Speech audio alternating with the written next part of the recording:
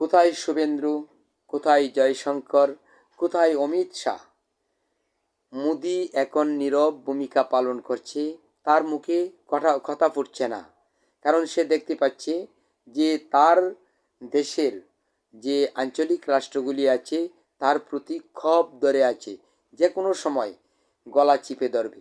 আর এই জন্যই সে ভয় পেয়েছে বাংলাদেশের উপর কোনো ধরনের আক্রমণ করলে সে বুঝতে পেরেছে ভারত তিনটি খণ্ডে বিভক্ত হয়ে যাবে।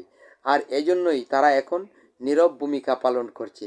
শেখ হাসিনা পালিয়ে যাবার পর তারা ভেবেছিল যে কোনো একটা ইস্যু ধরে বা ঢাকার উপর আক্রমণ করার জন্য।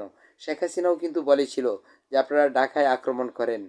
ভারত বাংলাদেশের উপর এত গুজব ছড়িয়েছে যে গুজবগুলি নাকি মিথ্যে পরিণত হয়েছে, কারণ বিশ্ববাসী দেখতে পেরেছে যে এখানে কিছুই ঘটছে না, এগুলি সব রটনা। আর ভারত যে একটা মিথ্যেবাদী রাষ্ট্র, সেই মিথ্যের প্রমাণ পেয়ে বিশ্ববাসী তাদেরকে নীরব চাপ দিচ্ছে। আমেরিকা ভাবছিল যে তাদের বন্ধু রাষ্ট্র, কিন্তু আমেরিকাও তাদের হলো না। আমেরিকাও তাদেরকে বিভিন্ন ধরনের চাপে ফেলে